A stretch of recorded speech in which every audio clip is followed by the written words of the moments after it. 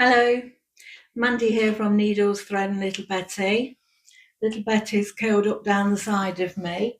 Um, she's asleep at the moment, so I'm not going to disturb her, but she might pop her head up in a little while. The other dogs are roaming around somewhere, and I've got the radio on in the other room, so sometimes they sing to that. They have been doing earlier before I started recording this, so I'm just warning you. There might be some howling. Today is part 2 of the English paper piecing project that I started a couple of weeks ago.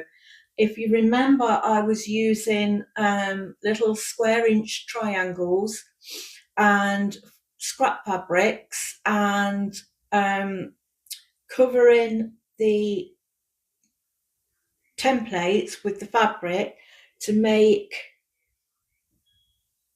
little fabric triangles. Okay.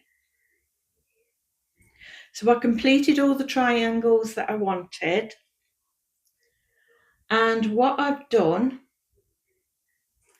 in order to put them in the design that I wanted, I used my pressing mat to help display the pattern. Just hold that a little bit nearer. None of these triangles have been attached yet, but the pressing mat is perfect for just holding them on, so they're not sort of going all over the place and being knocked on the floor, etc. So today we're looking at mixing all of these triangles together to make one piece of fabric. Okay. Each of the templates, you've got the front and you've got the back, and you can see just a little bit of a gap there where the little thin cardboard, thick paper template is. Okay. So what we're going to do is hand stitch each of these together. Okay. And the way I'm going to do this, because I've done a particular design, I'm going to do them one row at a time. All right. So I'm going to start with these first two. And then once I've done the first two, I'll then sew on template number 3, etc., and go down. Now, if these were slightly bigger, I'd be tempted to take them off in piles and just label each pile and go through them that way. But because they're so fiddly and small, and they're kind of sitting on this well, I'm just using it as it is, like this. Okay. So when we're sewing with the triangles, because there's only 3 sides, it's quite simple to do. When you're doing hexagons like this is one. I think I showed you this on the last video as well. This is one I did a few years ago with quite largest hexagons, because you've got all the sides. You've got the 6 sides. Is it 6? 1, 2, 3, 4, 6. Yeah, 6 sides, and obviously you're putting one on each side. It can be a little bit more sort of tricky to put together depending on the design that you want. But the triangles are obviously just a little bit simpler because there's only the 3 sides. Okay.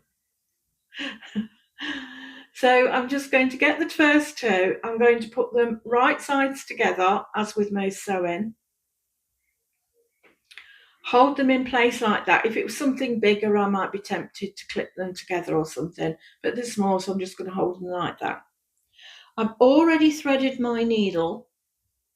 So I've just got an ordinary sharp sewing needle. You want it sharp because it's got to go through this kind of like, if you look, this kind of like the 4 layers of fabric.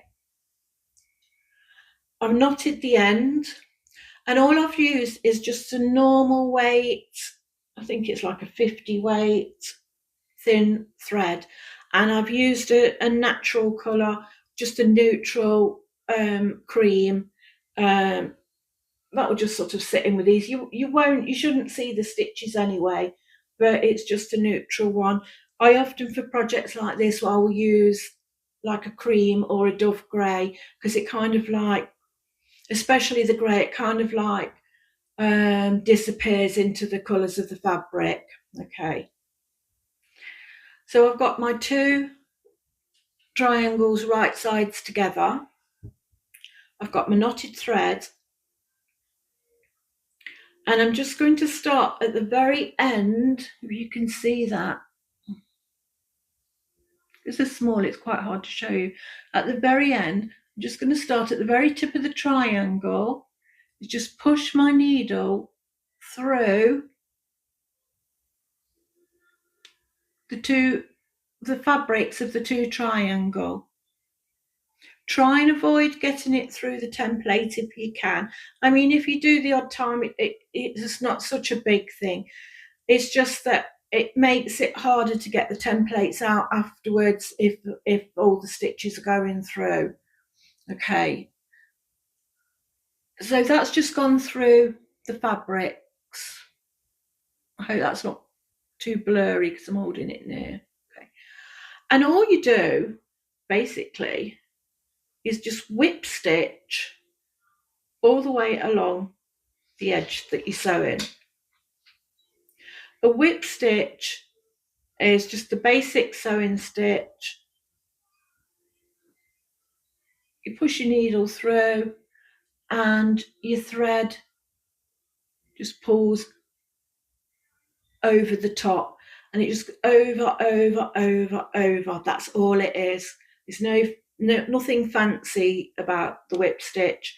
Now, for small projects like this, that's it. That's just absolutely fine. If I was doing a larger length on the whip stitch, say if this was something like probably 4 inches long or something like that, what I do tend to do, excuse me, got a bit of a dry throat today. What I do tend to do is do 3 or 4 stitches, then just do a little bit of a back stitch, and then do 3. That just saves, sometimes if it just goes up in one continuous over and over, sometimes it can kind of like alter the tension of the stitching. So that's what I do for that. But this is so small, I'm not really going to do that. It doesn't really matter. Your stitches themselves need to be quite close together. You don't want sort of gaps in this, especially as they're so small as well.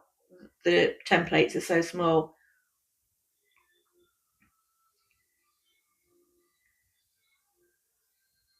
Just getting my cotton a bit knotted there.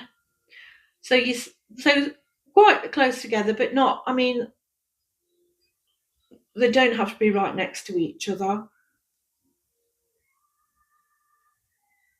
And just in the tips, just the edges of the layers of fabric, okay?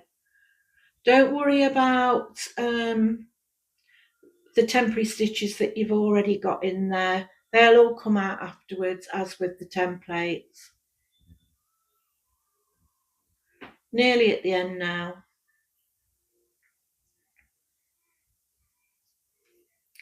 I mean, the good thing about sewing, hand sewing, if you've got patience, which I have, fortunately, it's very therapeutic.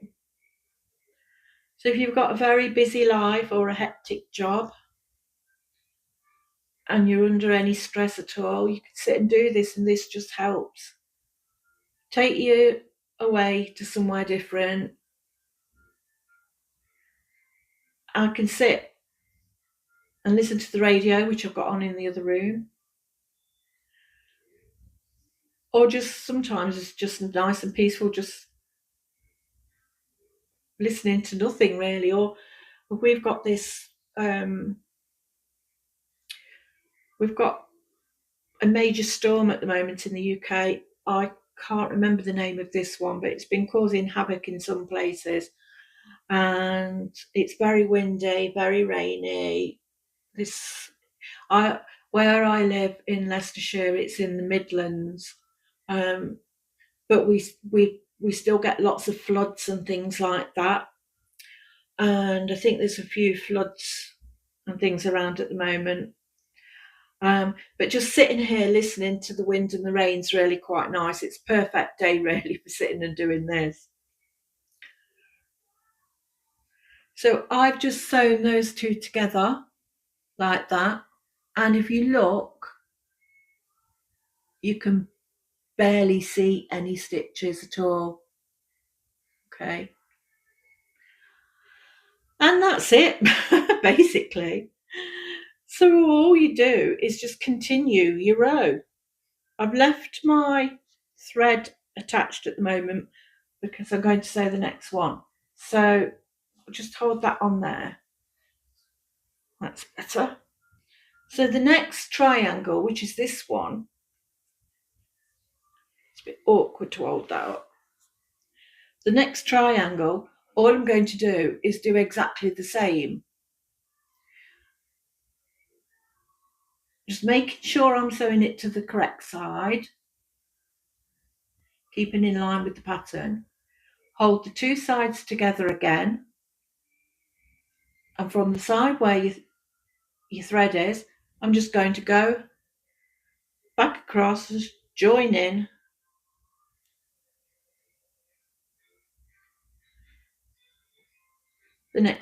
those two triangles to the next one. Okay. Don't worry about any little tabs of ends that you've got. If they're too long, you can just clip them off, but if not, they'll just sort of embed themselves into the back of the fabric.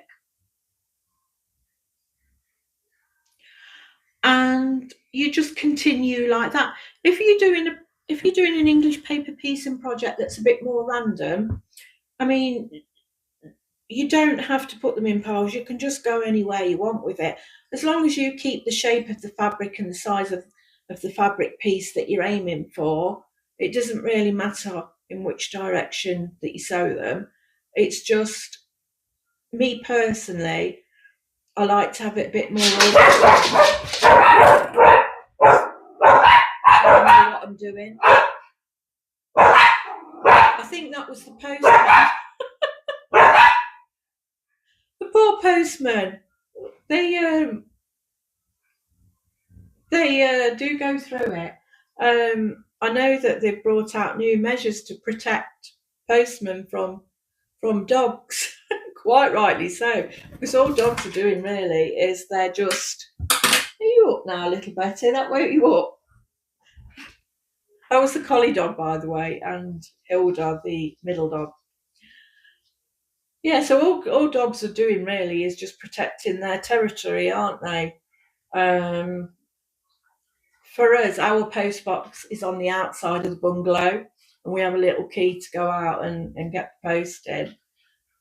But I guess for some, if you put in post through the door, don't know what your hand's going to come in contact with on the other side. So it's not funny, really. If you're a postman, I do apologise. So yeah, so you're just going all the way along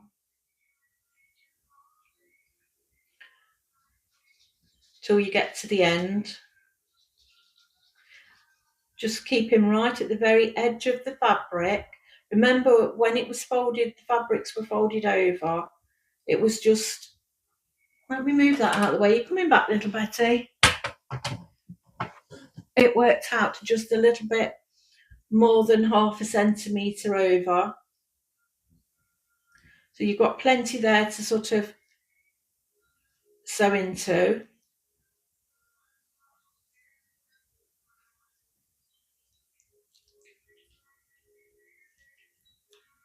Nice small little stitches.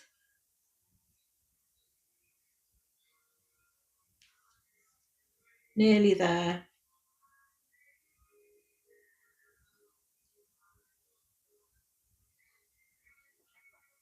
She's curling up again. That woke you up out of your deep sleep, didn't it? She doesn't usually bark at anyone that comes to the door. It's Occasionally she'll copy them, but she doesn't usually. And there we've got it. So we've got the third one on. So if I was to hold this up again, I'll just stick into my jumper a little bit. You can see I'm moving my way along. Once I get to the end of the row, I will start on the next row. The way I'll do it, and it's entirely up to you how you do it, is I'm going to sew all of the rows one by one, and then I'm going to sew all of the rows together. You can do it a different way if you like. You can do as you finish one row, you can start attaching it to the next. But to me, that just feels a little bit messy to me. It must be how my brain works. So I would just want to do the individual rows and then sew each row together. And then in my mind, I know where I'm at. And the other thing is, you see, I have that many projects on the go that I can get mixed up and lose my train of where I am. So if I do it organised like that, I can easily go back and pick it up later on. If you've been following the videos, you can see that I've just posted one where I'm doing a quilt kit, the Dreamy Owl quilt kit. And so I've started that one. So that's sort of in the process in my craft room. And also I'm doing a knitting project as well. That's not on the video at all. It's just an extra thing that I do in the evenings. Some of my videos are around knitting, so there will be some of those. But yeah, so I've got that project going on as well. So at the moment, I think I've got the 3 projects on the go at the moment. And you know, some people think, oh, I've got to finish one before I start another. And I used to be a little bit like that, but my mind frame changes. So if I don't know, I think if you've got different things going, if you think, oh, I fancy doing that for a bit, you can go and do it.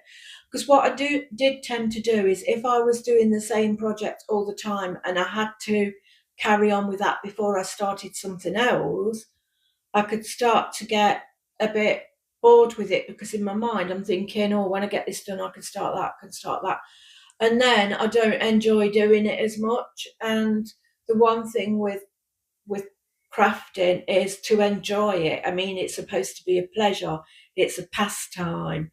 So just sit and enjoy it and don't think about it. Just get on with it's part of being creative, isn't it? That's my philosophy on crafting. You do what you do. Okay. So I'm going to continue doing this. Once I've finished it all, so it's all sewn together, then I'll take the templates out. Now, some people will take the templates out as they're going along, which is fine. But I like to get that part finished and then take the templates out, because what I find is, if you take them out too early before you finish, and I think I did this with this one, with the next quilt I didn't, I kept them all in. But with this one, parts of it gets a bit sort of more flimsy and floppy, and it's just a little bit easier to work with if it's kind of like a stiffer fabric, if that makes sense.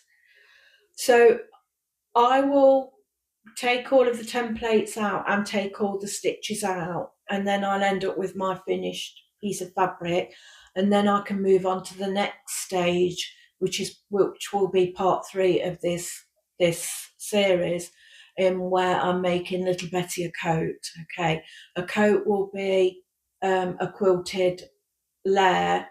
It'll have some thin wadding in it, so I'll have a backing fabric. I'll have this piece when it's finished, and when that piece is finished and I've got the backing fabric, I'll cut them into the shape that I want in order to make the little jacket, or cover rather, for little Betty. Okay, let's hope it doesn't take too long to do, otherwise she might not be wearing it until next autumn, because we're moving into spring soon, and obviously if it gets too warm, it's too warm for dogs to wear jackets. They only need them when it's cold. All right. So I'm going to carry on with this.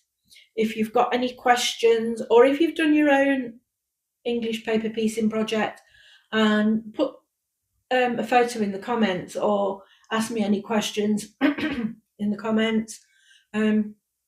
Think about giving me a thumbs up, that's very helpful, and think about subscribing. I'm a new channel. It started, I think it was September last year. I try and put something out every couple of weeks. I slot the odd things in between sometimes. And as I've said in the description, it'll be quilting, sewing, crochet, knitting. I've got a needle felting kit to do. Not everything's kits, some stuff's my own stuff. But just think about subscribing, and then when the next video comes up, you can you'll get an alert, and you can see, especially if you're doing something that's in a series and you want to catch up with the next part of it. But subscribers is slowly moving its way up, and that's really exciting for me, because I love doing this and I love showing people what I do. Okay, as I've said before, I don't profess to be an expert. I just really love it, enjoy it, so why not? Okay, I'll see you soon, and please everyone, take care, especially if you're out in these storms. Bye.